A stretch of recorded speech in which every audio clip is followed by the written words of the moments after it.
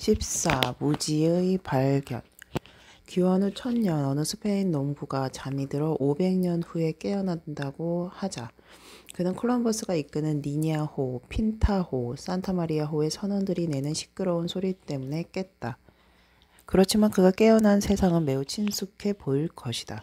기술과 풍습과 정치적 경계선은 많이 달라졌겠지만 중세의 이 립벤 윙클은 편안하게 느낄 것이다. 하지만 만일 콜럼버스의 선원 중 한 명이 같은 식으로 잠에 빠졌다가 21세기 아이폰 벨소리에 잠을 깬다면 자신이 도저히 이해할 수 없는 세상에 와 있다는 것을 알고 이렇게 자문할 것이다. 여기는 천국인가 아니면 지옥인가? 지난 500년간 인간의 힘은 경이적으로 유례없이 커졌다. 1500년에 지구 전체에 살고 있던 호모 사피엔스의 수는 5억 명이었다. 오늘날에는 70억 명이 산다. 1500년 인류가 생산한 재화와 용역의 총 가치는 오늘날의 화폐로 치면 약 2500억 달러였다. 오늘날 인류의 연간 총 생산량은 60조 달러에 가깝다. 1500년 인류가 하루에 소비한 에너지는 약 13조 칼로리였다. 오늘날 우리는 하루에 1500조 칼로리를 소비한다. 숫자들을 다시 한번 들여다보라. 인구는 14배로 늘었는데 생산은 240배, 에너지 소비는 115배로 늘었다. 현대의 전함 한 대가 콜럼버스 시대로 옮겨졌다고 상상해보자. 이 배는 니냐, 핀타, 산타마리아호를 몇 초 만에 널빤지 조각으로 만들 수 있을 것이고 당시 열강들의 모든 군함을 격침시키면서도 자기는 긁힌 자국 하나 없을 것이다. 현대 화물선 5척이 있었다면 당시 세계의 모든 상단이 실어 나른 모든 짐을 실을 수 있었을 것이다. 현대의 컴퓨터 한 대면 중세의 모든 도서관에 있는 모든 사본과 두루마리에 있는 모든 단어와 숫자를 쉽사리 저장하고도 공간이 넉넉하게 남았을 것이다. 오늘날의 대형 은행 어느 한 곳이 보유한 돈은 중세의 모든 왕국이 가지고 있던 돈을 합친 것보다 더 많을 것이다. 1500년에 10만 명 이상 거주하던 도시는 드물었다. 대부분의 건물은 진흙과 나무와 지프로 지어졌다. 3층이면 초고층이었다. 도로는 바퀴 자국이 나 있는 비포장 흙길로 여름에는 먼지가 날리고 겨울에는 진창으로 변했으며 보행자, 말, 염소, 닭, 마차 몇 대가 오갔다. 도시에서 가장 흔히 들리는 소음은 인간의 목소리와 동물의 울음소리였으며 가끔 망치질과 톱질하는 소리도 들렸다. 해가 지면 도시의 경관은 캄캄해졌고 어둠 속에서 가끔 촛불이나 횃불이 보일 뿐이었다. 그런 도시의 주민이 현대의 도쿄, 뉴욕, 뭄바이를 본다면 어떤 생각이 들까? 16세기 이전에는 지구를 일주한 인간이 아무도 없었다. 상황은 1522년에 바뀌었다. 마젤란의 배가 72,000km를 항해한 끝에 스페인으로 돌아온 것이다. 항해에는 3년이 걸렸으며 탐험대의 거의 전원이 희생되었다. 심지어 마젤란 본인까지 1873년에 쥐일 베르는 필리어스 포그라는 부유한 영국인 모험가가 세계를 80일 만에 일주할 수 있을지도 모른다고 상상한 이야기를 썼다. 오늘날에는 중산층 정도의 수입이 있는 사람이라면 단 48시간 만에 쉽고 편안하게 지구를 일주할 수 있다. 1500년의 인류는 지표면에 묶여 있었다. 탑을 세우고 산에 올라갈 수 있었지만 하늘은 새와 천사와 신의 영역이었다. 1969년 7월 20일 인류는 달에 착륙했다. 이것은 역사적 위험 정도가 아니라 진화적 심지어 우주적 업적이었다. 지난 40억 년의 진화 기간 동안 지구의 대기권을 벗어난 생물조차 없었으며 달에 발자국이나 촉수 자국을 남긴 생물도 없었을 것이 확실하다. 역사의 대부분 기간 동안 인간은 지구상에 있는 생명체 중 약 99.99%에 대해 아무것도 몰랐다. 미생물 말이다. 우리와 상관이 없어서 몰랐던 것은 아니다. 우리 몸속에 있는 수십조 마리의 단세포 생명체가 살고 있다. 이들은 무임승차자만은 아니다. 우리의 최고의 친구이자 가장 치명적인 적이기도 하다. 그중 일부는 우리 몸속에서 음식을 소화시켜주고 장을 청소해주지만 다른 일부는 병과 전염병을 일으킨다. 하지만 인간의 눈이 미생물을 처음 본 것은 1674년이 되어서였다. 안톤 판 레이웬훅이 집에서 만든 현미경으로 엿본 세계는 놀라웠다. 한 방울의 물속에 미세한 존재들이 돌아다니는 세계가 있었던 것이다. 그 후 300년간 인류는 현미경으로만 보이는 엄청난 숫자의 생물종을 알게 되었다. 이들이 일으키는 가장 치명적이고 전염성이 강한 질병의 대부분을 퇴치하는 데 어찌어찌 성공했으며 미생물을 의료와 산업에 이용할 수 있게 되었다. 오늘날 우리는 박테리아를 조작해 약품을 만들고 바이오 연료를 생산하며 기생충을 죽인다. 하지만 지난 500년간 가장 눈에 띄는 단 하나의 결정적 순간은 1945년 7월 16일 오전 5시 29분 45초였다. 정확히 그때 미국 과학자들은 엘러머고도 사막에 첫 원자폭탄을 터뜨렸다. 그 순간 이후 인류는 역사의 진로를 변화시킬 능력뿐 아니라 역사를 끝장낼 능력도 가지게 되었다. 우리는 엘러머고도로 그리고 달로 이끈 역사적 과정이 과학혁명이다. 그 혁명 기간 동안 인류는 과학 연구에 자원을 투자함으로써 막대한 새 힘을 얻었다. 왜 그것이 혁명이었는가 하면 약 1500년 이전까지 전 세계 인류는 자신에게 새로운 의학적, 군사적, 경제적 힘을 얻을 능력이 있는지를 의심했기 때문이다. 당시 정부와 부유한 후원자들이 교육과 학문에 자금을 제공하기는 했지만 그 목적은 새로운 능력을 획득하기 위해서가 아니라 이미 존재하는 능력을 얻기 위함이었다. 근세 이전의 전형적인 지배자는 사제와 철학자, 시인에게 돈을 주면서 이들이 자신의 지배를 정당화하고 사회 질서를 유지하기를 기대했지 이들에게 새 의약품을 발견하거나 신무기를 발명하거나 경제 성장을 촉진하라고 주문하지 않았다. 지난 5세기 동안 인류는 과학 연구에 투자하면 스스로의 능력을 증가시킬 수 있을 것이라고 점차 믿게 되었다. 이것은 맹목적인 믿음은 아니었다. 경험적으로 반복해서 증명된 사실이었다. 증거가 쌓일수록 부자와 정부는 과학에 더 많은 자원을 기꺼이 투입하였다. 그런 투자가 없었다면 우리는 결코 다리를 걷거나 미생물을 조작하거나 원자를 쪼갤 수 없었을 것이다. 가령 미국 정부는 지난 몇십 년간 핵 물리학 연구에 수십억 달러를 배정했다.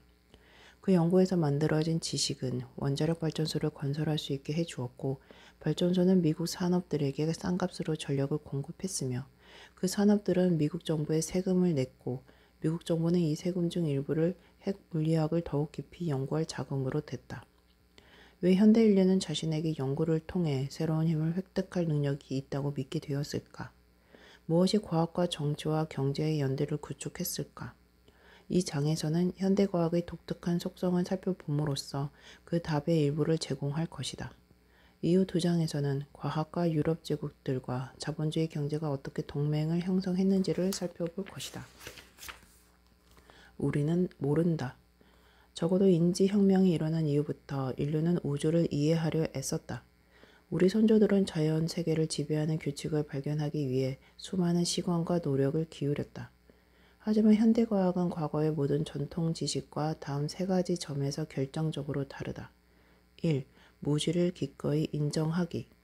현대과학은 라틴어로 표현하면 이그노라무스, 우리는 모른다에 기반을 두고 있다. 우리가 모든 것을 알지 못한다고 가정하는 것이다. 더욱 중요한 점은 우리가 안다고 생각하는 것이 우리가 더 많은 지식을 갖게 되면 틀린 것으로 드러날 수 있음을 받아들이는 것이다. 이런 어떤 개념이나 아이디어, 이론도 신성하지 않으며 도전을 벗어난 대상이 아니다. 2. 관찰과 수학이 중심적 위치 차지. 무지를 인정하는 현대 과학은 새로운 지식의 획득을 목표로 삼는다. 구조다는 과학 관찰을 수집한 뒤 수학적 도구로 그 관찰들을 연결해 포괄적인 이론을 만들어내는 것이다. 3. 새 힘의 획득. 현대과학은 이론을 창조하는 것에 만족하지 않는다. 이론을 사용해서 새 힘을 획득하고자 하며 특히 새로운 기술을 개발하고자 한다. 과학혁명은 지식혁명이 아니었다. 무엇보다 무지의 혁명이었다. 과학혁명을 출범시킨 위대한 발견은 인류는 가장 중요한 질문들에 대한 해답을 모른다는 발견이었다. 근대 이전의 전통 지식이었던 이슬람, 기독교, 불교, 유교는 세상에 대해 알아야 할 중요한 모든 것은 이미 알려져 있다고 단언했다.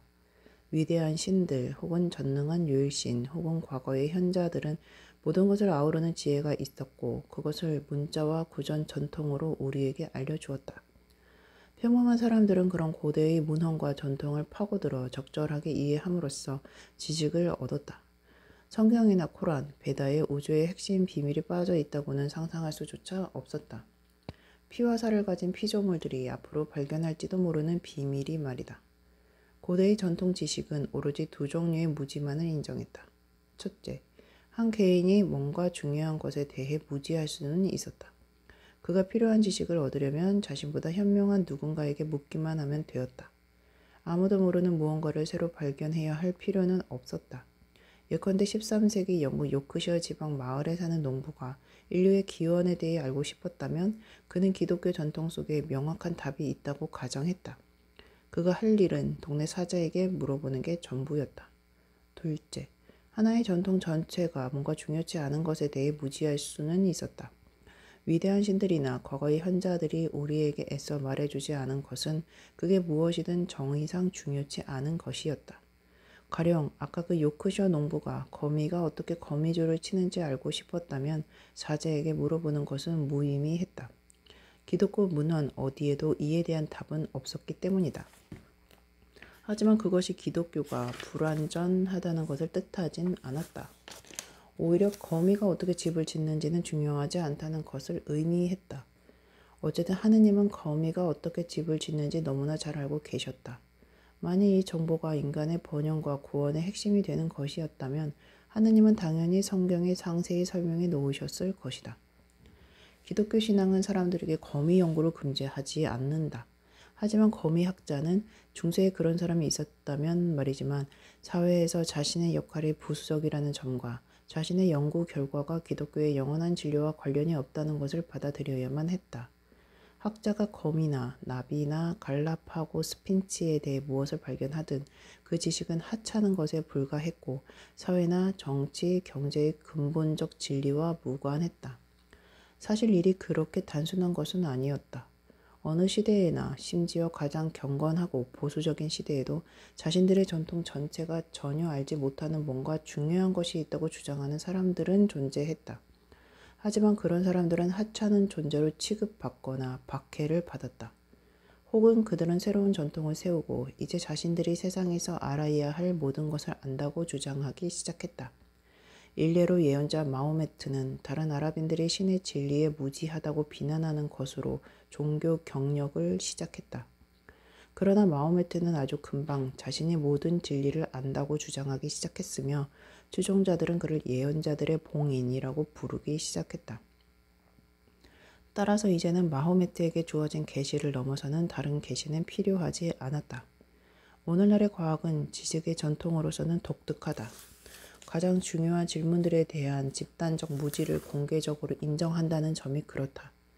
다윈은 스스로 생물학자의 대표를 자처하거나 생명의 수수께끼를 최종적으로 해결했다고 주장하지 않았다. 몇 세기에 걸친 광범위한 연구를 한 뒤에도 생물학자들은 뇌가 어떻게 의식을 만들어내는지에 대해 좋은 설명을 전혀 얻지 못했다고 인정하고 있다. 물리학자들도 무엇이 빅뱅을 일으켰는지, 양자역학과 상대성 이론을 어떻게 조화시킬 것인지 모른다고 인정한다. 또 다른 경우에는 끊임없이 나타나는 새로운 증거를 기반으로 서로 경쟁하는 과학 이론들이 큰 소리로 논쟁을 벌이고 있다. 대표적인 예가 경제를 운영하는 최선의 방법이 무엇이냐는 것이다. 개별 경제학자들은 자신의 방법이 최선이라고 주장할지 모르지만 금융위기가 오거나 주식시장, 버블이 터질 때마다 정설이 바뀌고 있다. 그리고 경제학의 결정판은 아직 나오지 않았다는 것이 널리 받아들여지는 견해다. 그리고 또 다른 경우에는 이용 가능한 증거들이 특정 이론을 너무나 일관성 있게 지지하는 나머지 다른 대안들이 이미 오래전에 다 밀려났다. 그런 이론들은 진리라고 받아들여지지만 모두가 동의하는 바, 만일 그 이론에 반대되는 새로운 증거가 등장한다면 해당 이론은 수정되거나 폐기되어야 한다. 좋은 예가 지구판 구조론과 진화론이다. 현대과학은 무지를 기꺼이 받아들인 덕분에 기존의 어떤 전통 지식보다 더 역동적이고 유연하며 탐구적이다. 덕분에 우리는 세계가 어떻게 작동하는지 이해하는 능력과 새로운 기술을 발명할 영역이 크게 확대되었다. 하지만 이것은 우리의 선조 대부분이 대처할 필요가 없었던 심각한 문제를 하나 제기하기도 했다. 우리가 모든 것을 알지 못하며 지금의 지식도 잠정적인 것이라는 가정은 우리가 공유하는 신화에까지, 즉 수백만 명의 서로 모르는 사람들이 효과적으로 협력하게 만들어주는 신화에까지 적용된다. 만일 이 신화들 중 많은 것이 의심스럽다는 사실이 드러나면 우리는 어떻게 사회를 유지할 수 있을까? 우리의 공동체, 국가, 국제 시스템은 어떻게 기능할 수 있을까? 정치사회적 질서를 안정시키려는 현대의 모든 노력은 다음의 두 가지 비과학적 방법에 의지하는 수밖에 없었다. 1. 하나의 과학이론을 택해서 통상의 과학적 관례와는 반대로 그것이 궁극적인 절대 진리라고 선포하는 것. 이것은 나치 당원과 공산주의자들이 사용하는 방법이었다. 나치 당원들은 자기네 인종 정책이 생물학적 사실들의 필연적인 귀결이라고 주장했다. 공산주의자들은 마르크스와 레닌의 경제적 진리는 절대적이고 신성한 것이며 여기에는 결코 반박이 불가능하다고 주장했다. 2. 과학은 내버려두고 과학과 무관한 절대 진리에 따라 사는 것. 이것은 자유주의적 인본주의 전략이다. 자유주의적 인본주의는 인간의 고유한 가치와 권리에 대한 도그마적인 신조를 토대로 건설된 이념인데 그 신조는 호모사피엔스에 대한 과학적 연구 결과와는 당황스러울 정도로 공통점이 없다. 하지만 놀라운 것은 없다. 과학 자체도 스스로의 연구를 정당화하고 자금을 공급받으려면 종교적이고 이데올로기적인 신념에 의지해야 하는 마당이니까. 그럼에도 현대 문화는 이전 어떤 문화보다 더욱 폭넓게 기꺼이 무지를 받아들여 왔다. 현대의 사회 질서를 지탱해준 요인 중 하나는 기술과 과학적 연구 방법에 대한 거의 종교적인 믿음의 확산이었다. 이것은 절대 진리에 대한 믿음을 어느 정도 대체했다. 과학의 도그마. 현대 과학에는 도그마가 없다. 하지만 연구 기법에는 공통적인 핵심이 있는데 늘 경험적 관찰들을 모은 뒤 수학적 도구의 도움을 받아 그것들을 하나로 결합하는 것이다. 여기서 관찰이란 적어도 우리의 감각기관 중 하나로 관찰할 수 있는 것을 의미한다. 역사를 통틀어 사람들은 경험적 관찰들을 모았지만 이 관찰의 중요성은 보통 제한적이었다. 우리에게 필요한 모든 답이 수중에 있는데 또 다른 새로운 관찰을 얻으려고 귀중한 자원을 낭비할 필요가 어디 있겠는가. 하지만 현대인은 자신들이 매우 중요한 몇몇 질문에 대한 답을 모른다는 사실을 인정하게 되었으므로 완전히 새로운 지식을 찾아볼 필요가 있다는 사실을 깨달았다. 그 결과 현대의 지배적인 연구 기법은 오래된 지식이 충분하지 않다는 사실을 당연한 것으로 받아들인다.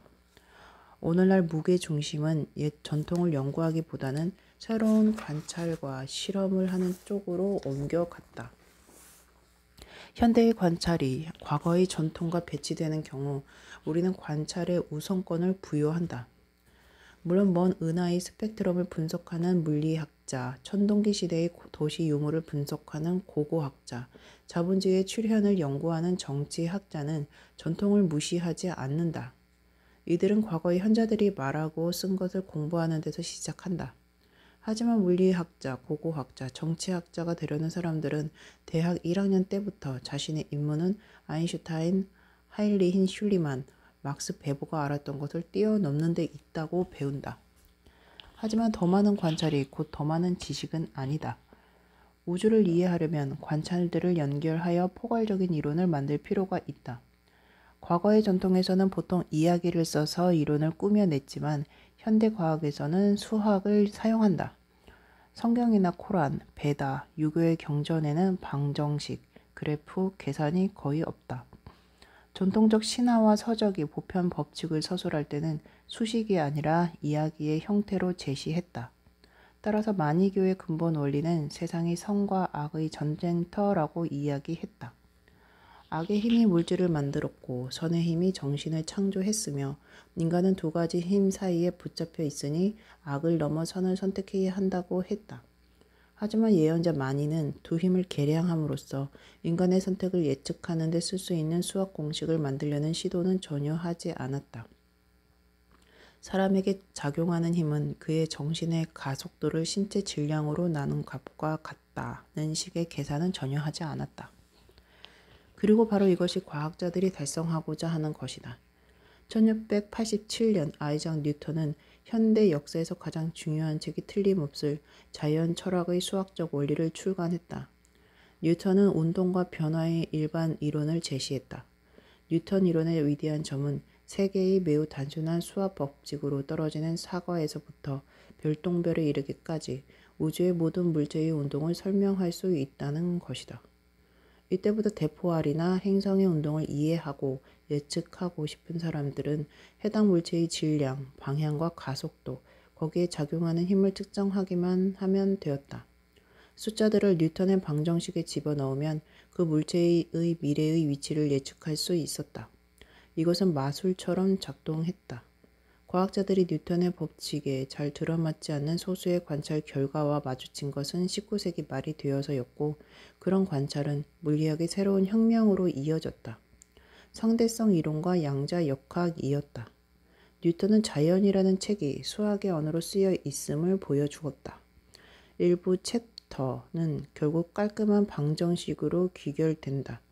하지만 생물학, 경제학, 심리학을 깔끔한 뉴턴 방정식으로 환원하려고 시도했던 학자들은 실패했다. 이런 분야는 그런 야망을 덧없는 것으로 만드는 복잡성을 내포하고 있다. 그렇다고 해서 그들이 수학을 포기했다는 말은 아니다. 지난 200년 사이에 실제보다 복잡한 측면을 다루기 위한 새로운 수학 분과가 개발되었다. 1744년 스코틀랜드의 장로교 목사인 알렉산더 웹스터와 로버트 윌슬리는 생명보험기금을 만들어 사망한 목사의 미망인과 고아에게 연금을 지급하기로 했다. 그들은 자기네 교회의 목사들에게 각각 자신의 수입 중 일부를 떼어 기금에 넣으라고 제안했고, 그들이 그 돈으로 투자하겠다고 했다. 만일 어느 목사가 죽으면 미망인은 기금의 수익에서 배당을 받을 것이다. 그러면 그녀는 평생 안락하게 살 수 있을 것이다.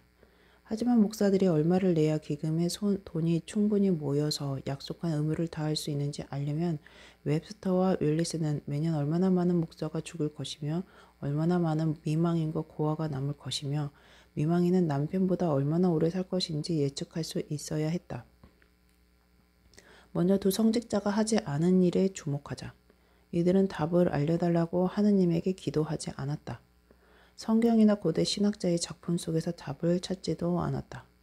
추상적인 철학 논쟁을 시작하지도 않았다. 스코틀랜드인답게 이들은 실용적이었다. 그래서 에든버러 대학의 수학교수인 콜린 맥클로닌과 만났다. 세 사람은 사람들의 사망 연령에 대한 자료를 수집하고 그것을 이용해 어떤 해에 얼마나 많은 목사가 사망할지를 계산했다. 이들의 작업은 통계와 확률 분야에서 얼마 전에 등장한 여러 발전들의 토대를 두었다.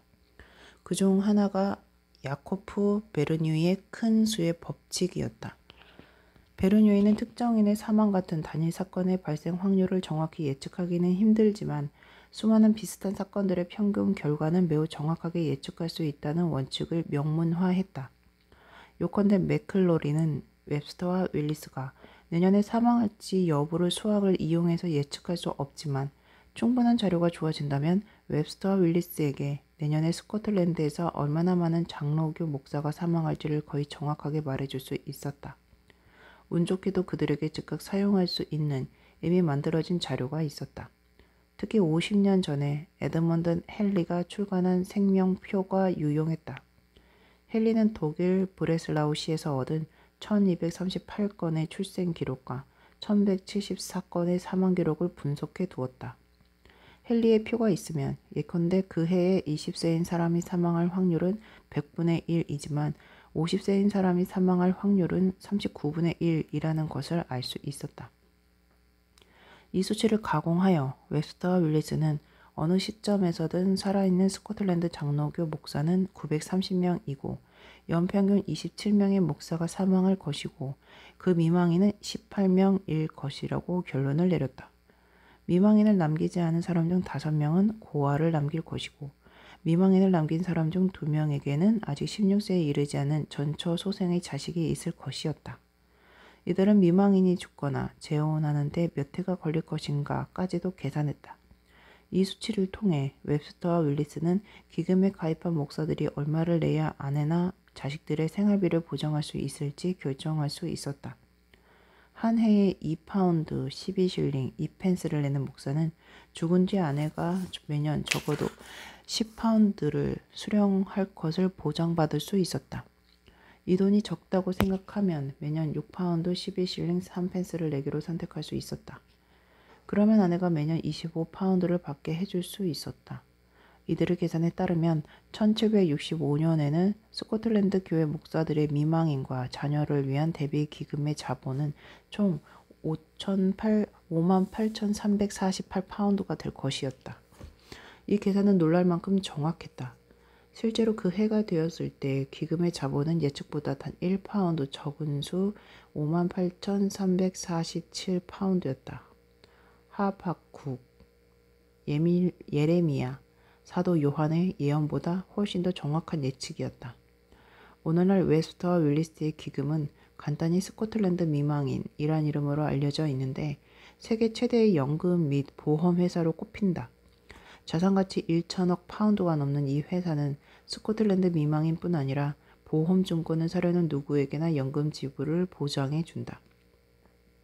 스코틀랜드의 두 목사가 사용했던 것과 같은 확률 계산은 연금과 보험 산업의 핵심이 되는 보험 통계학뿐 아니라 인구 통계학의 기초가 되었다.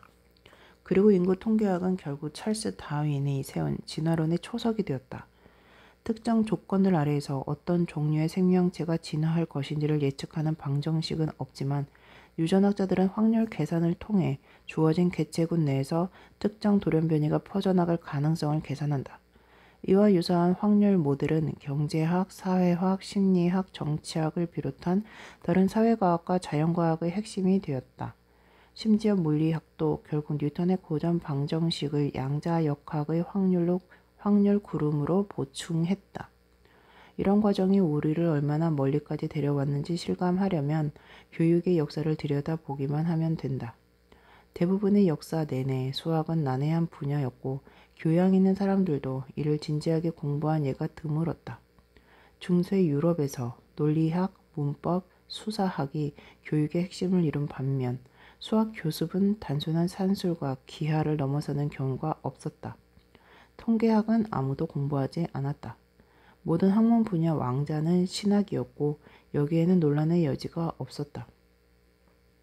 오늘날 수사학을 공부하는 사람은 찾기 어렵다. 논리학은 철학의 한 분과로만 존재한다. 신학은 신학교에서만 배운다. 하지만 점점 더 많은 학생들이 수학을 배우려 하거나 배우도록 강요받는다. 정밀과학을 향하는 흐름은 거역할 수 없는 대세이고 정밀하다는 말의 정의는 수학적 도구를 사용한다는 뜻이다. 전통적으로 인문학의 분야였던 인간 언어의 연구나 인간 심리의 연구조차 점점 더 수학에 의존하며 스스로를 정밀과학이라고 소개하려 한다. 이제 통계학은 물리학이나 생물학만이 아니라 심리학, 사회학, 경제학, 정치학의 기초 필수 과목이 되었다. 내가 몸담은 대학교의 심리학과 강좌 목록을 보면 커리큘럼에서 가장 먼저 수강해야 하는 과목은 심리학 연구의 통계학과 방법론 입문이다. 심리학과 2학년 학생은 심리학 연구의 통계적 방법을 반드시 수강해야 한다. 만약 우리가 공자, 부처, 예수, 마하무트에게 인간의 마음을 이해하고 그 병을 치료하려면 통계학을 먼저 공부해야 한다고 말해 주었다면 그들은 아주 어리둥절했을 것이다. 아는 것이 힘이다. 대부분의 사람은 현대 과학을 소화하기 힘들어한다. 사용하는 수학 언어가 우리의 머리로는 파악하기 어렵고 그 연구 결과가 상식과 배치되는 경우가 흔하기 때문이다. 세계 연구 70억 명 중에서 양자역학이나 세포 생물학, 미시 경제학을 이해하는 사람이 몇 명이나 되겠는가. 그럼에도 과학은 막대한 특권을 누린다. 그것이 우리에게 새로운 힘을 주기 때문이다. 대통령과 장군들은 핵 물리학은 이해하지 못할지라도 원자폭탄이 무엇을 할 수 있는지는 잘 안다. 1620년 프랜시스 베이컨은 신기관이라는 과학 선언문을 출간했다. 이 책에서 그는 아는 것이 힘이라고 주장했다. 지식의 진정한 시금석은 그것이 진리인가 아닌가가 아니라 그것이 우리에게 힘을 주느냐의 여부다. 일반적으로 과학자들은 100% 정확한 이론은 없다는 것을 당연하게 여긴다. 그 결과 진리인가의 여부는 지식인가 아닌가를 판별하는 검사법으로서는 부족한 것이 되었다. 진정한 시금석은 유용석이다. 우리에게 새로운 일을 할 수 있는 능력을 주는 이론이 지식이다. 여러 세기에 걸쳐 과학은 우리에게 새로운 도구를 많이 제공했다. 일부는 사망률과 경제 성장률을 예측하는 데 쓰인 것 같은 정신적 도구였다. 이보다 더 중요한 것이 기술적 도구다. 과학과 기술 사이에 구축된 연결 관계는 매우 강력해서 오늘날 사람들은 양자를 혼동하는 경향이 있다. 우리는 과학 연구 없이 신기술을 개발하는 것은 불가능하다고 생각하는 경향이 있다. 만일 신기술을 낳지 않는다면 연구에 무슨 의미가 있느냐고 생각하는 경향도 있다. 실제로는 과학과 기술이 관련을 맺는 것은 매우 최근에 일어난 현상이다. 1500년 이전에 과학과 기술은 완전히 별개의 분야였다.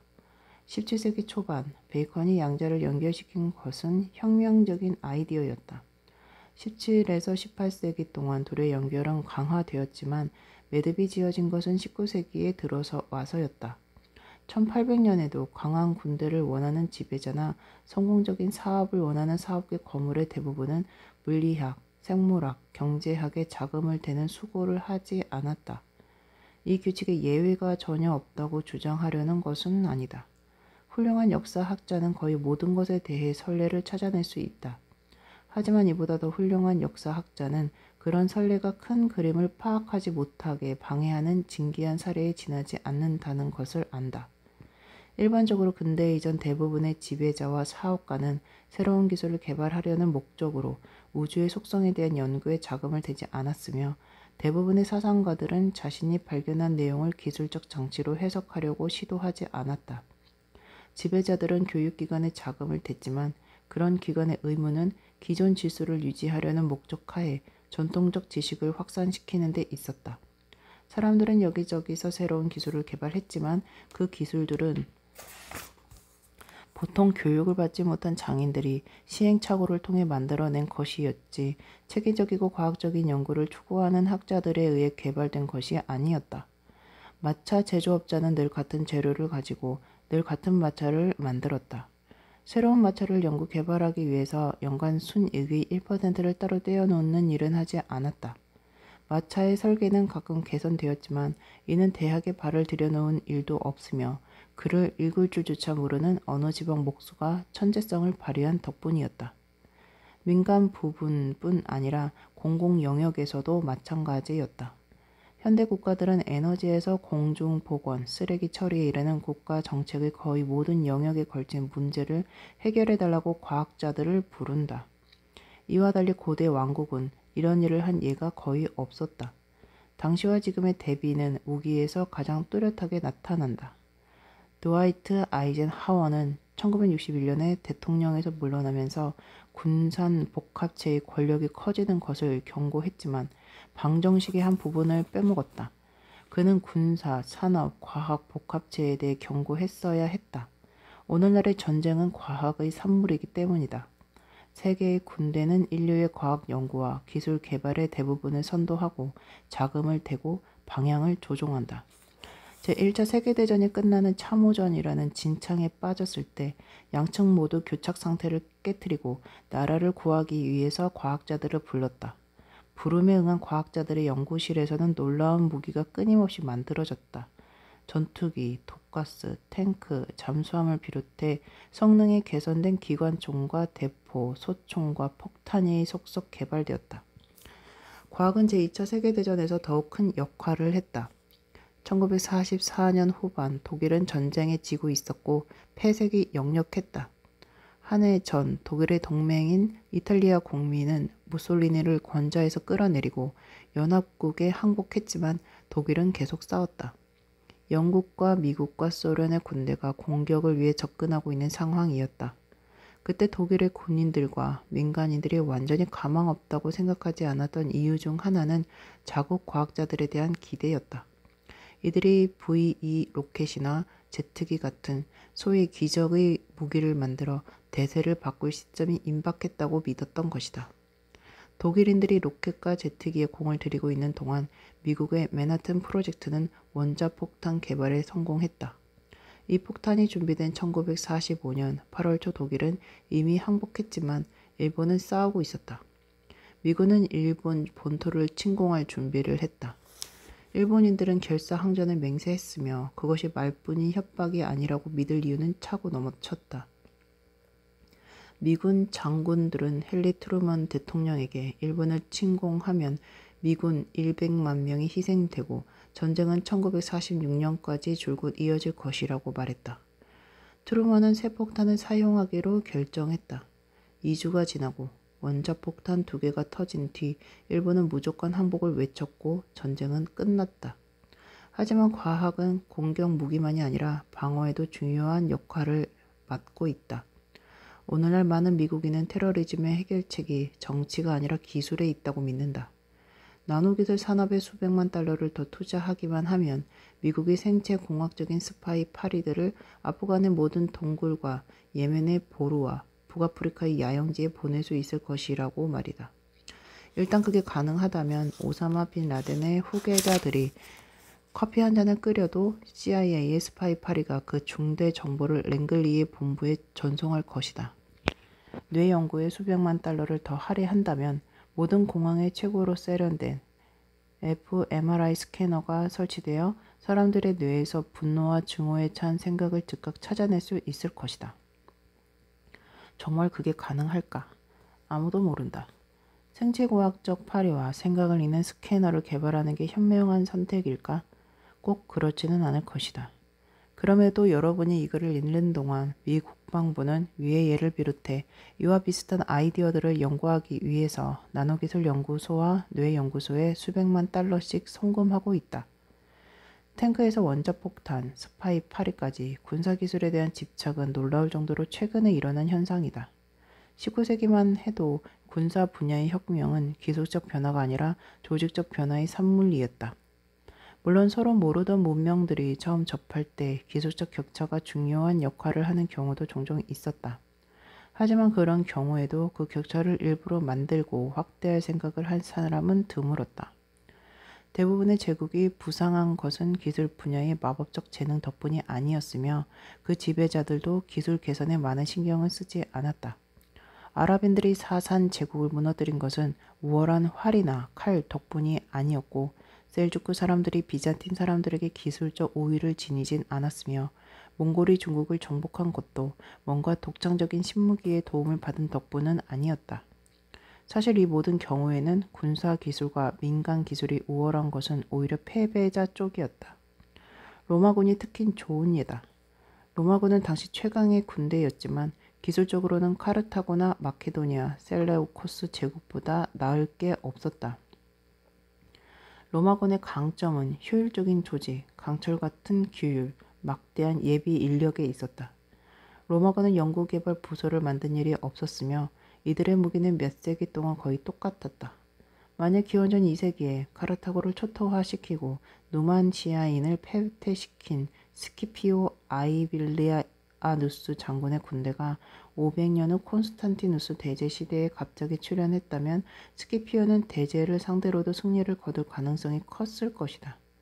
그렇다면 이제 지금으로부터 몇 세기 전의 장군, 가령 나폴레옹이 군대를 이끌고 현대의 무장한 여당과 맞선다고 상상해보자. 나폴레옹은 탁월한 전략가였고 그의 부하들은 정예의 전문가들이었지만 현대의 무기 앞에서 그들의 기술은 쓸모 없었을 것이다.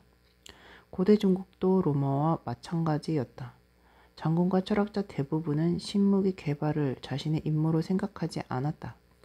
중국 역사에서 가장 중요한 군사적 발명은 화약이었다. 하지만 우리가 아는 한 화약은 생명의 영약을 찾는 도교 연금술사들에 의해 우연히 발명된 것이었다. 화약의 이후 경력은 더 시사하는 바가 크다. 그 도교 연금술사 덕분에 중국이 세계의 주인이 되었을 것이라고 짐작하는 사람이 있을지도 모르겠지만 사실 중국인들은 새로 만들어진 화합물을 주로 폭죽에 썼다. 송 제국이 몽골의 침입에 무너질 때도 중세의 맨하튼 프로젝트를 조직함으로써 엄청난 무기를 발명해 제국을 구하겠다고 생각한 황제는 아무도 없었다. 아프로아시아의 전쟁터에서 대포가 결정적인 요인이 된 것은 화학이 발명된 지 약 600년이 지난 15세기에 이르러서였다. 이 물질의 치명적인 잠재력이 군사 목적이 이용될 때까지 시간이 이렇게 오랜 이유는 무엇이었을까? 왕이나 학자, 상인들은 이 새 군사학 기술이 자신들을 구하거나 부유하게 만들 수 있으리라고 생각하지 않았던 때에 출현했기 때문이다. 15에서 16세기에 이르러 상황이 변하기 시작했지만 대부분의 통치자가 신무기의 연구 개발에 자금을 대는데 흥미를 보인 것은 그로부터 200년이 더 흐른 뒤였다. 그때까지는 기술보다 병참이나 전략이 전쟁의 승패에 훨씬 더 큰 영향을 미치는 상황이 계속되었다. 체코의 아우스터리츠에서 유럽연합군을 무찌른 나폴레옹의 군대가 갖춘 무기는 루이 16세기에 사용하던 것과 거의 동일했다. 나폴레옹은 포병이었음에도 신무기에 거의 관심이 없었다. 과학자들과 발명가들이 비행기, 개, 잠수함, 로켓을 개발할 자금을 지원해달라고 그를 설득했지만 먹히지 않았다. 과학과 산업과 군사기술은 자본주의 체계와 산업혁명이 등장하면서 비로소 서로 얽히기 시작했고 일단 그 관계가 정립되자 세상은 급속히 변했다.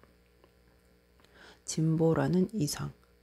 과학혁명이 일어나기 전까지 대부분의 인류 문화는 진보를 믿지 않았다. 황금시대는 과거에 있었고 세상은 퇴화하지 않더라도 정체되어 있다고 생각했다. 오래된 지혜를 엄격히 추종한다면 좋았던 옛 시절이 다시 돌아올지도 모르고 인간의 창의성으로 일상생활의 이런저런 측면을 개선할 수도 있겠지만 인간의 지식으로 세상의 근본 문제를 극복하기는 불가능하다는 인식이 지배적이었다. 마호메트나 예수, 부처와 공자는 세상의 중요한 일은 뭐든지 알고 있는 존재였다. 만일 이들조차 기근과 질병, 가난과 전쟁을 세상에서 몰아낼 수 없다면 어떻게 우리가 그런 일을 할 수 있으리라고 기대하겠는가?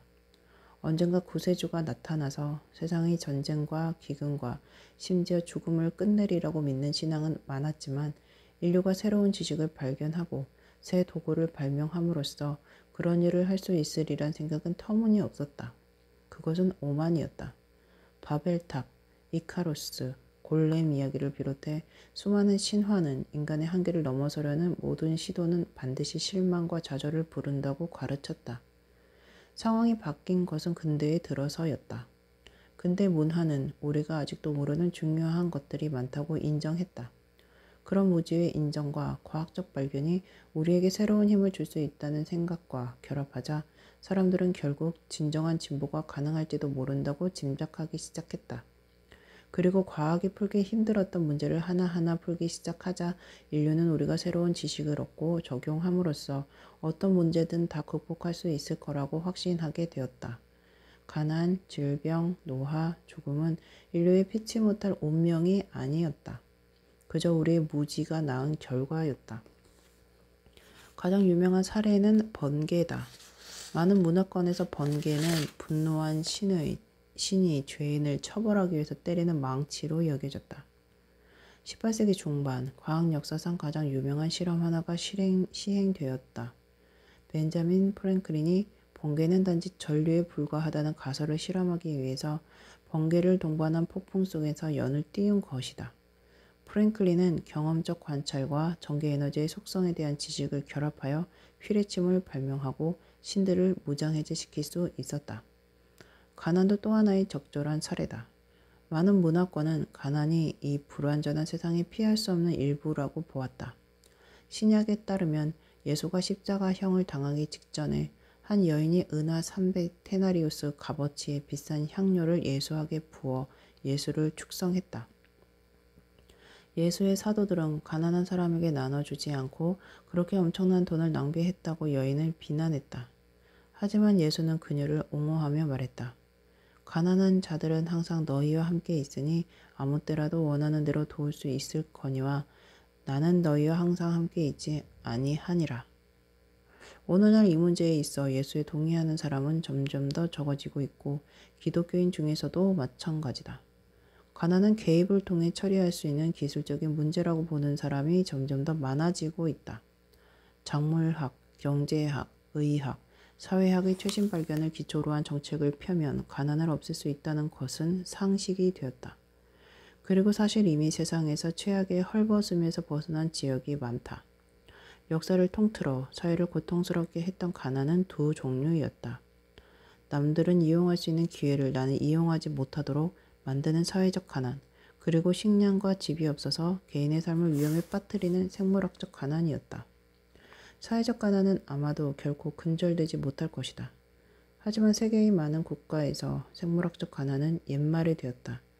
최근까지만 해도 대부분의 사람들은 생물학적 빈곤선 부근을 떠돌았다. 그 선 이하로 내려가면 목숨을 오래 부지하는 데 필요한 영양이 부족하다는 뜻이다. 약간의 계산 착오나 불운만 생겨도 사람들은 쉽게 그 선 이하, 즉 아사 상태로 빠질 수 있었다. 자연 재해와 인간이 만든 재난은 가끔 국민 전체를 나락으로 떨어뜨려 수백만 명의 죽음을 불렀다. 오늘날 세계 대부분의 사람들 발밑에는 안전망이 쳐져 있다. 보험, 국가가 후원하는 사회보장, 아주 많은 지역적, 국제적 NGO들이 사람들을 개인적 불행으로부터 보호하고 있다. 한 지역 전체의 재난이 닥치면 범세계적인 구호 노력이 이어지고 덕분에 최악의 사태를 피하게 되었다. 사람들은 여전히 수모와 모욕, 가난으로 인한 질병에 시달리지만 대부분의 국가에선 굶어 죽지는 않는다. 길가메시 프로젝트. 해결이 불가능해 보이는 인류의 모든 문제 중에서도 가장 성가시고 흥미롭고 중요한 것은 늘 죽음의 문제였다. 죽음은 우리의 피할 수 없는 숙명이다. 근대 후기 이전까지 대부분의 종교와 이데올로기는 이를 당연시했다. 게다가 대부분의 신앙은 죽음을 삶의 의미를 주는 원천으로 바꿔 놓았다. 죽음이 없는 세상의 이슬람, 기독교, 고대 이집트 종교를 상상해보라. 이들 종교는 사람들에게 죽음을 받아들이는 법을 배워야 하며 내재에 희망을 두어야 한다고 가르쳤지, 죽음을 극복하고 이곳 지상에서 영원히 사는 것을 추구하라고 가르치지 않았다. 선지자들은 죽음에서 도망치는 것이 아니라 죽음의 의미를 부여하기에 바빴다. 우리에게 전해진 가장 오래된 고대 신화, 즉 고대 수메르의 길가메시 신화가 다루는 주제도 이것이다. 그 주인공인 우르크의 왕 길가메시는 세상에서 가장 힘세고 유능한 남자로 전투에 나서면 누구에게든 승리를 거두었다. 어느 날 가장 친한 친구 엔키두가 죽었다. 길가메시는 친구의 시신 옆에 앉아서 오래오래 관찰했고 마침내 친구의 콧구멍에서 벌레 한 마리가 떨어지는 것을 보았다. 그 순간 길가메시는 끔찍한 공포에 사로잡혔고 자신은 결코 죽지 않겠다고 결심했다. 죽음을 물리칠 방법을 어떻게든 찾아내어야 했다. 그는 우주의 끝을 향해 여행을 떠났다. 사자를 죽이고 정갈 사람과 싸우며 저승을 향해 나아갔다. 그곳에서 그는 죽음의 강 뱃사공인 우르샤 나비의 배를 움직이는 신비한 돌로 된 것들을 부셔버린 뒤 최초의 홍수에서 살아남은 최후의 생존자 우투나피 시팀을 발견했다. 하지만 길가메시의 원정은 실패로 끝났다. 그는 죽음을 받아들여야 하는 존재로서 빈손으로 고향에 돌아왔다. 하지만 새로운 지혜의 한 토막이 그와 함께 했다. 그는 깨달았다. 신들은 인간을 창조할 때 죽음을 필연적 숙명으로 정했으며 인간은 그 숙명과 함께 사는 법을 배워야 한다는 것을. 진보의 사도들도 이런 패배주의적 태도에 동의하지 않는다. 과학자에게 죽음은 피할 수 없는 숙명이 아니라 기술적 문제에 불과하다. 사람이 죽는 것은 신이 그렇게 정해놓았기 때문이 아니라 심근경색이나 암, 감염 같은 다양한 기술적 실패 때문이다. 그리고 모든 기술적 문제에는 기술적 해답이 있게 마련이다. 심장이 정상적으로 뛰지 않으면 심박 조절기로 자극을 주거나 새 심장으로 교체하면 된다. 암이 날뛰면 약이나 방사선으로 죽이면 된다. 박테리아가 증식하면 항생제로 제압할 수 있다. 인정하건대 현재 우리가 모든 기술적 문제를 해결할 수 없는 것은 사실이다. 하지만 우리는 해결을 위해 애쓰고 있다. 우리 중에서 가장 뛰어난 사람들은 죽음의 의미를 부여하느라 시간을 낭비하지 않는다. 대신 질병과 노화의 원인이 되는 생리적, 호르몬적, 유전적 시스템을 연구하느라 바쁘다. 그들은 신약, 혁명적 치료법, 인공장기를 개발 중이며 언젠가는 죽음의 신을 무찌를 수 있을 것이다. 최근까지만 해도 과학자든 누구든 그렇게 직설적으로 말하는 사람은 없었다. 죽음을 정복해? 무슨 헛소리야. 우리는 그저 암, 결핵, 알츠하이머병을 치료하려고 애쓰고 있을 뿐이야 라고 우겼다. 사람들은 죽음이라는 이슈를 피했다. 목표 달성이 지나치게 힘들어 보였기 때문이다. 불합리한 기대를 조장할 필요가 어디 있겠는가. 하지만 지금 우리는 이 문제에 대해 솔직할 수 있는 지점에 와 있다. 과학혁명의 선도적 프로젝트는 인류에게 영원한 생명을 주는 것이다. 설령 죽음의 정복이 먼 목표로 보인다 할지라도 우리는 불과 몇 세기 전까지 상상조차 할 수 없는 일을 이미 달성했다. 1199년 사자왕 리처드는 왼쪽 어깨에 화살 한 대를 맞았다. 오늘날이었다면 경미한 부상이었을 것이다. 하지만 항생제나 효과적인 소독법이 없던 시절에 이 사소한 상처는 감염되었고 궤저가 일어났다. 12세기 유럽에서 궤저의 확산을 막는 유일한 방법은 감염된 사지를 절단하는 것이었지만 감염이 어깨에 있으면 그런 조치가 불가능했다. 궤저는 사자왕의 몸 전체로 퍼졌고 아무도 왕을 도울 수 없었다. 2주 후 그는 커다란 고통 속에서 죽었다. 19세기만 해도 최고의 의사들조차 어떻게 하면 감염을 방지하고 조직의 부패를 막는지 알지 못했다. 야전 병원 의사들은 병사들이 사지에 사소한 부상을 입었을 때조차 궤저가 들어와서 손과 다리를 일상 절단했다. 절단은 다른 모든 의학적 처치와 마찬가지로 마취제 없이 이루어졌다. 최초의 마취제, 에테르, 클로로포름, 모르핀, 이 서구 의학에서 통상적으로 사용된 것은 19세기 중반에 이르러서였다. 클로로포름이 등장하기 전에는 의사가 부상자의 팔다리를 톱으로 자르는 동안 4명의 병사가 환자를 잡고 있어야 했다. 워터루 전쟁이 끝난 다음 날 아침 야전병원 근처에선 톱질로 잘려나간 팔다리가 무더기로 쌓여있는 것을 볼 수 있었다. 그 시절 군에 징집된 목수와 백정은 흔히 의무대로 보내졌다. 수술에는 칼과 톱을 다루는 기술 외에 더 필요한 것이 별로 없었기 때문이었다. 그러나 워터루 전쟁 이후 2세기 동안 상황은 상상할 수 없을 정도로 바뀌었다. 알약, 주사, 복잡한 수술이 수많은 질병과 부상에서 우리를 구했다. 우리는 한때는 피할 수 없었던 사망 선고에서 해방되었다. 또한 우리는 근대 이전의 사람들이 그저 삶의 일부로 받아들이던 수많은 일상의 통증과 가벼운 병으로부터 보호받게 되었다.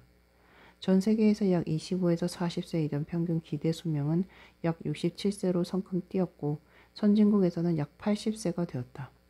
어린이와 유아 사망률이 특히 나아졌다. 20세기가 되기 전에는 농경사회 어린이 중 3분의 1이나 4분의 1이 성인이 되기 전에 사망했는데 대부분 디프로테리아, 홍역, 천연두에 희생되었다. 17세기 영국의 경우 신생아 1,000명당 평균 150명이 출산 첫 해에 죽었고 모든 어린이의 3분의 1이 15세가 되기 전에 사망했다. 오늘날 영국에서 출생 첫 해에 사망하는 아기는 1,000명당 5명, 15세가 되기 전에 죽는 아이는 1,000명당 7명에 불과하다. 이런 수치가 주는 충격적 의미를 제대로 이해하려면 숫자를 가리고 이야기하는 편이 낫다. 영국 왕 에드워드 1세와 그의 왕비 엘리노어가 좋은 사례였다. 그들의 자녀는 중세 유럽에서 제공받을 수 있는 최고의 환경과 양육 여건을 누렸다. 왕국에 살면서 음식을 마음껏 먹었고 따스한 옷을 입었다. 좋은 벽난로와 가장 깨끗한 물, 수많은 시종, 최고의 의사가 있었다. 엘리노어 왕비가 낳은 6명의 아이에 대한 기록은 이렇게 전하고 있다. 1. 1255년에 태어난 이름 없는 딸은 출생 시 사망했다. 2. 딸 캐서린은 1살 혹은 3살에 사망했다. 3. 딸 조에는 생후 6개월에 사망했다. 4. 아들 조는 5세에 사망했다. 5. 아들 헨리는 6세에 사망했다. 6. 딸 엘리노어는 29세에 사망했다. 7. 이름 없는 딸은 생후 5개월에 사망했다. 8. 딸 조에는 35세에 사망했다. 9. 아들 알폰소는 10세에 사망했다. 10. 딸 마거릿은 58세에 사망했다. 11. 딸 베렌게리아는 2세에 사망했다. 12. 이름 없는 딸은 출생 직후에 사망했다. 13. 딸 메리는 53세에 사망했다. 14. 이름 없는 아들은 출생 직후 사망했다. 15. 딸 엘리자베스는 34세에 사망했다. 16. 아들 에드워드. 가장 어린 에드워드는 어린 시절이라는 위험한 시기를 지나 살아남은 첫 아들이었다. 그는 아버지 에드워드 1세가 죽은 뒤 에드워드 2세로서 왕좌를 물려받았다. 다시 말해 엘리노어 왕비는 영국 왕비의 가장 근본적 임무, 남편에게 남성 계승자를 안기는 것을 수행하기 위해 16차례 임신을 시도해야 했다는 말이다. 에드워드 2세의 어머니는 예외적인 인내와 불굴의 용기를 지닌 여성이었음이 틀림없다. 에드워드 자신이 아내로 맞은 프랑스의 이자벨라는 그렇지 못했다. 그녀는 남편이 43세에 암살당하게 만들었다. 우리가 아는 한 엘리노어와 에드워드 1세는 건강한 부부로 자식들에게 치명적인 유전병을 물려주지 않았다. 그럼에도 16명 중 10명, 62%가 어린 시절에 죽었다.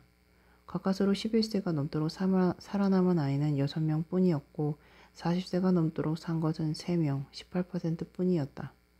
출산에 더해 엘리노어는 유산으로 끝난 임신도 여러 차례 했을 가능성이 많다. 에드워드와 엘리노어는 평균 3년에 1명꼴로 10명의 아이를 차례차례 잃었다. 오늘날의 부모라면 그런 상실을 상상조차 할 수 없다. 불멸을 추구하는 길가메시 프로젝트가 달성되려면 시간이 얼마나 소요될까? 500년, 1000년. 1900년에 우리가 인체에 대해 아는 것이 얼마나 적었던지, 그리고 한 세기 만에 우리가 얼마나 많은 지식을 축적했는지 돌이켜보면 낙관할 만하다. 최근 유전공학자들은 예쁜 꼬마 선충의 평균 수명을 2배로 늘리는 데 성공했다. 그들은 호모사피엔스에 대해서도 동일한 일을 할 수 있을까? 나노공학자들은 수백만 개의 나노로봇으로 구성된 생체공학적 면역계를 개발 중이다. 그 로봇들은 우리 몸속에 살면서 막힌 혈관을 뚫고 바이러스와 세균과 싸우고 암세포를 제거하며 심지어 노화 과정을 되돌릴 것이다. 몇몇 진지한 학자들은 2050년이 되면 일부 인류는 죽지 않을 것이라고 전망한다. 길가메시 프로젝트가 성공하든 그렇지 않든 역사적 관점에서 볼 때 근대 후기의 종교와 이데올로기 대부분이 죽음과 사후세계를 방정식 바깥으로 이미 제쳐놓았다는 점은 대단히 흥미롭다. 18세기 이전까지만 해도 종교는 죽음과 사후의 일이 삶에서 가장 중요하다고 여겼다. 18세기가 되면서 종교와 자유주의, 사회주의, 페미니즘 등의 이데올로기들은 사후세계에 대한 흥미를 잃었다. 공산주의자가 죽은 뒤에 그 사람에게는 정확히 무슨 일이 일어날까? 페미니스트에게는 마르크스, 애덤 스미스, 시본드, 보부아르의 저작에서 그 답을 찾으려는 것은 무의미한 행동이다. 죽음이 여전히 핵심적 역할을 부여하는 유일한 근대 이데올로기는 민족주의다. 가장 시적이고 필사적인 순간에 민족주의는 민족을 위해 죽는 사람은 누구나 민족의 집단 기억 속에 영원히 살 것이라고 약속한다. 하지만 이 약속은 너무나 모호하기 때문에 대부분의 민족주의자들도 그 말을 어떻게 이해해야 하는지 잘 모른다. 과학을 보살피는 다정한 아빠. 우리는 기술시대를 살고 있다. 많은 사람들이 과학과 기술 속에 우리의 모든 문제에 대한 답이 있다고 믿는다. 과학자들과 기술자들이 자신들의 일을 하도록 내버려 두면 그들이 지상에 천국을 건설할 것이라는 것이다. 하지만 과학은 여타 인간 활동보다 상위에 있는 고도의 도덕적, 정신적 차원에서 벌어지는 사업이 아니다. 우리 문화의 다른 모든 면과 마찬가지로 과학은 경제적, 정치적, 종교적 이해관계에 의해 형성된다. 과학에는 돈이 매우 많이 든다. 인간의 면역계를 이해하려면 연구하는 생물학자에게는 실험실, 시험관, 화학물질, 전자현미경이 필요하다. 실험실 조수, 전기기술자, 배관공, 청소부는 말할 것도 없다. 신용대출 시장의 모델을 수립하려 연구하는 경제학자는 컴퓨터를 구입하고 거대한 데이터뱅크를 마련하고 복잡한 데이터 처리 프로그램을 개발해야 한다. 고대 수렵 채집인의 행태를 연구하는 고고학자는 먼 곳으로 여행을 가서 고대 유적지를 발굴하고 화석화된 뼈와 인공물의 연대를 추정해야 한다. 이 모든 일에는 돈이 든다.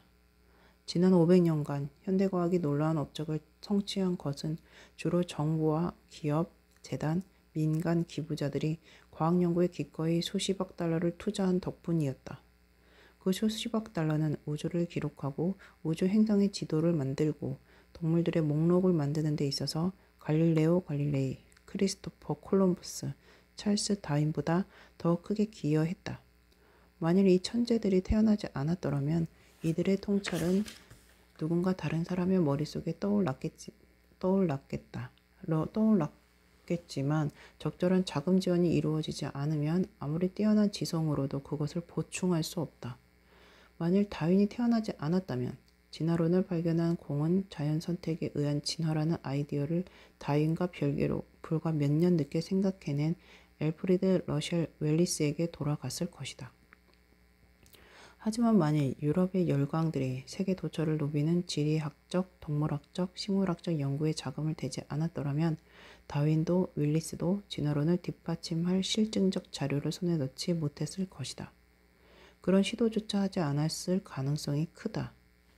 정부와 기금에 근거해서 수십억 달러가 실험실과 대학으로 흘러들어가기 시작한 이유는 무엇이었을까?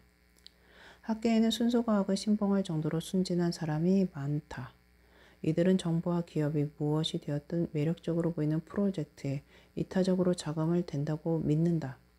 그러나 그것은 과학 연구 자금의 실제를 몰라서 하는 생각이다.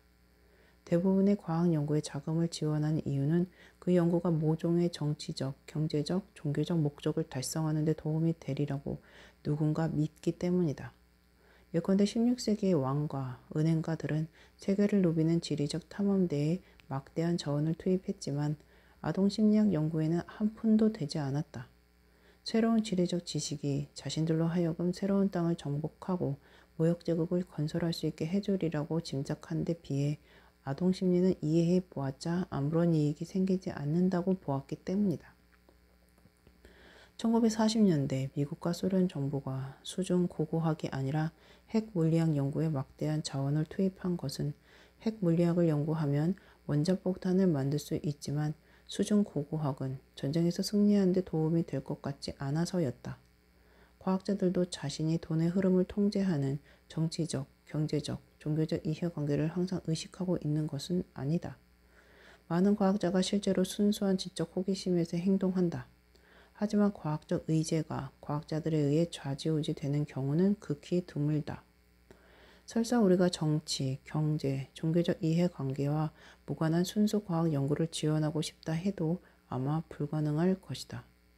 우리의 자원은 제한되어 있기 때문이다.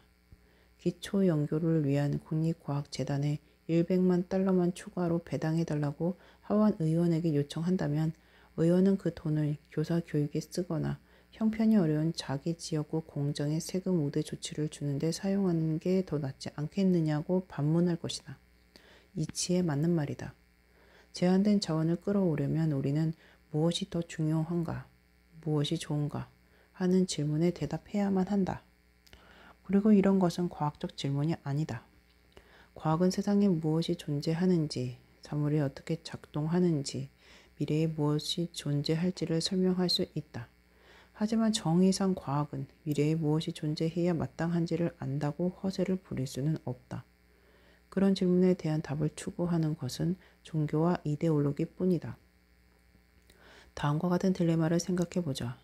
똑같은 전문성을 가진 같은 부서의 생물학자 2명이 연구 프로젝트를 위해 100만 달러의 보조금을 신청했다. 슬러건 교수는 우유 생산량을 10% 감소시키는 암소의 유성 감염 질환을 연구하고 싶어 한다. 스프라이우트 교수는 암소가 송아지와 떨어지게 되었을 때 정신적 고통을 받는지 연구하고 싶어 한다. 돈의 액수는 제한되어 있으며 두 연구 모두의 보조금을 지원할 수는 없다고 가정할 때 어느 쪽이 지원을 받아야 할까? 이 문제에 과학적 해답은 없다. 오로지 정치적, 경제적, 종교적 해답이 있을 뿐이다. 오늘날의 세계에서는 슬러그혼이 돈을 받을 가능성이 더 크다. 유선병이 소의 정신 상태보다 과학적으로 더 중요해서가 아니다. 그저 그 연구에서 이익을 취하려는 낙록업계의 영향력이 동물 권리 운동보다 더 강하기 때문이다. 암소가 신성시대는 엄격한 힌두 사회나 동물권 보호에 전념하는 사회였다면 아마도 스프라우트 교수에게 기회가 주어졌겠지만 그가 살고 있는 사회는 우유의 상업적 잠재력을 중시하며 암소의 기분보다 인간 시민의 건강을 더 중요하게 여긴다. 이런 상황에서는 이런 전제에 맞게 연구 제안서를 작성하는 것이 그에게는 최선이다. 이를테면 이렇게 쓰는 것이다. 우울증은 우유 생산의 감소로 이어진다. 젖소의 정신세계를 이해한다면 우리는 소의 기분을 좋게 만드는 향정신성 약물을 개발할 수 있다. 이런 약은 우유 생산을 10%까지 늘릴 수 있다. 필자의 추정에 따르면 소의 향정신성 약물에 대한 전 세계 시장의 수요는 매년 2억 5천만 달러에 이른다. 과학은 자신의 우선순위를 스스로 정할 수 없다. 자신이 발견한 것으로 무엇을 할 것인지 결정할 능력도 없다. 순수한 과학적 견지에서 본다면 가령 늘어난 유전학 지식을 가지고 우리가 무엇을 해야 하는지 분명치 않다. 그 지식을 암 치료에 이용해야 할까? 유전자 조작 슈퍼맨을 만드는 데 써야 할까? 아니면 슈퍼사이즈 저통이 달린 유전자 조작 젖소를 만드는 데 써야 할까? 자유주의 정부, 공산 정부, 나치 정부, 자본주의 기업은 동일한 과학적 발견을 완전히 다른 용도로 이용할 것이 분명하다. 그리고 어떤 용도를 다른 용도보다 선호할 과학적 이유는 존재하지 않는다. 한마디로 과학 연구는 모종의 종교나 이데올로기와 제휴했을 때만 번성할 수 있다. 이데올로기는 연구비를 정당화한다. 그 대신 이데올로기는 과학적 의제에 영향을 미치고 과학의 발견을 어떻게 사용할지를 결정한다. 그러므로 인류가 어떻게 해서 엘리버 고도와 달, 수많은 다른 목적지가 아니라 달에 도달했는지를 이해하려면 심리학자, 생물학자, 사회학자의 업적을 조사하는 것만으로는 충분치 않다. 물리학과 생물학과 사회학을 형성했고 다른 방향들을 무시하면서 특정 방향으로만 밀어붙인 이데올로기적, 정치적, 경제적 힘을 고려해야 한다. 특히 두 가지 힘이 우리의 관심을 끌만하다. 제국주의와 자본주의다. 과학과 제국과 자본 사이의 되먹임 고리는 논쟁의 여지는 있을지언정 아마 지난 500년간 역사의 가장 중요한 엔진이었을 것이다. 이어지는 장들에서는 그것이 어떻게 작용했는지 살펴보자. 먼저 우리는 과학과 제국이라는 쌍둥이 터빈이 어떻게 서로 맞물렸는지를 알아보고 그 다음에는 이 두 가지가 어떻게 자본주의의 돈 퍼내는 펌프에 장착되었는지를 알아볼 것이다.